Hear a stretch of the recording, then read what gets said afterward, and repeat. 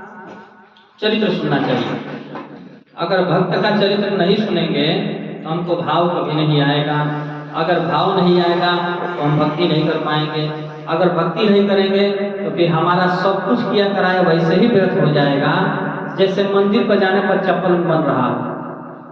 मंदिर में अगर चला जाए आदमी, चप्पल में अगर बन रहता है तो फिर मंदिर जाने का कोई लाभ नहीं है, क्योंकि भगवान तो अंदर है, तो अंदर आपको रहना चाहिए, मन रखना चाहिए। एक बार तुकाराम जी बैठे थे अपने धाम पे, तो उसी नगर में कुछ लोग थे और वह कुछ लोग जो है संत तुकाराम के पास गए। तो बड़ा भाई भीड़ देखा तुकाराम जी ने, तो बोले कि महाराज क्या बात है, आप लोग क्यों आए हो? तो बोले महाराज हमारा ये बालक है और ये विवाह योग्य हो गया है, इसको विवाह करने के लिए कह रहे हैं पर ये विवाह नहीं कर रहा है। तो बोले क्यों, क्या परेशानी है? तो बोला पता नहीं पर विवाह नहीं करना चाहता है। तो बोले अच्छा। अब जो है वह लड़का बोला कि अगर तुकाराम जी अगर हमको कह दें कि ये विवाह कर लो मैं कर लूंगा। तो बोला आप अगर कह दें तो ये विवाह कर ले। तो घर के लोग जो चाहते थे कि भाई, घर के लोग यह सुन रहे थे, समझ रहे थे कि तुकाराम जी तो क्योंकि पत्नी के द्वारा इतने पीड़ित हैं, इतने पीड़ित ये तो कभी हाँ कहेंगे नहीं। तो उनको आशा उम्मीद नहीं थी कि ये हाँ कहेंगे।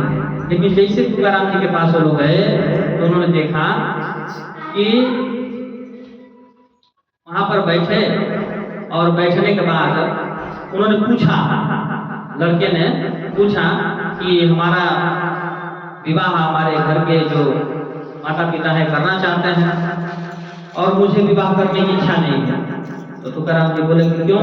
बोले आपकी दशा देख करके मैं भी संभल गया हूँ, आपकी दशा देख करके मैं भी संभल गया हूँ, इसलिए मुझे भी विवाह करने की इच्छा नहीं है।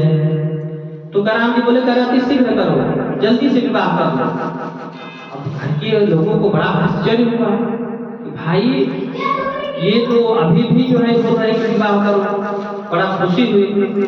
तो जब सब लोग घर के लोग चले गए तो वो लड़का तुकाराम जी के पास आया और बोला महाराज एक बात पूछनी है। बोले हाँ बताइए।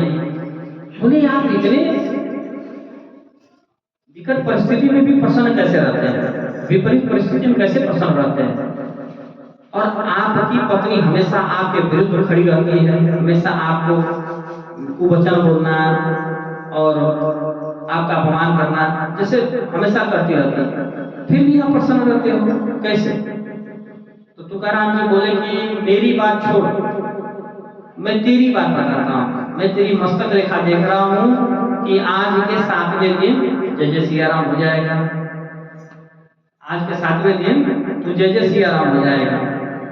तो भाई संत, वो महासंत, जिस संत के आगे आकर के वीर शिवाजी आकर के दंड प्रणाम किया करते थे, उनके भजन मंडली में आकर के भजन सुना करते थे, कहीं भी युद्ध के लिए निकलते थे वीर शिवाजी, तो बिन अगर उनका कहीं सत्संग चल रहा हो या भजन चल रहा हो तो घोड़े से उतर करके वहां पर आकर के सम्मिलित होते थे, भजन कीर्तन करके तब युद्ध के लिए जाते थे, ऐसे थे।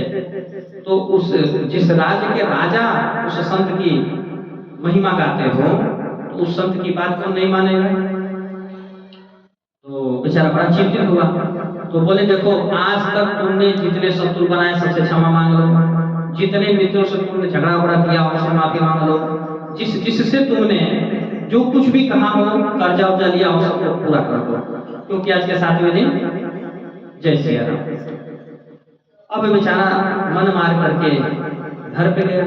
अच्छा, विडंबना बात यह है कि लोग दूसरे को देख करके रोते हैं, पर वो ये नहीं समझते हैं कि हमारा भी नंबर है, हमारा भी नंबर है। किस क्षण, किस पल, किस घड़ी, किस समय और किस गति से हमारी मृत्यु होगी कोई नहीं जानता है।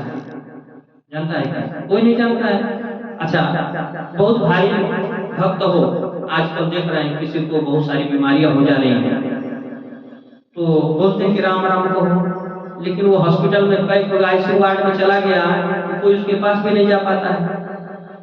उसको कोई राम नाम तो छोड़ो, उसके पास कोई नहीं खड़ा हो पाता है, राम नाम तो बात में दूर रहे। तो उस समय में अगर वो प्रैक्टिस किया रहेगा, अभ्यास करत करत अभ्यास के जड़मति हो तो सुजान, रसरी आवत जाते सिल पर परत निशान।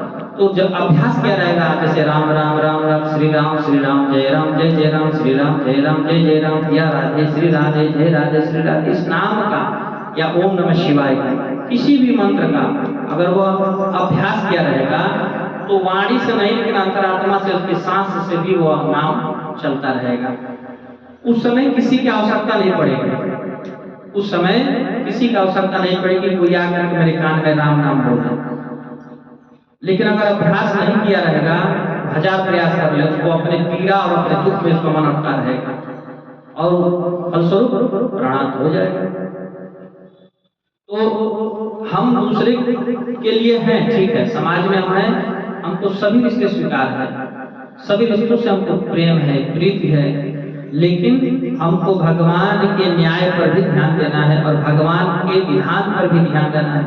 भगवान ने जो विधान बनाया है, यह जो है मृत्यु लोक है, यहाँ कोई अमर होके नहीं आया है, सबको जाना है।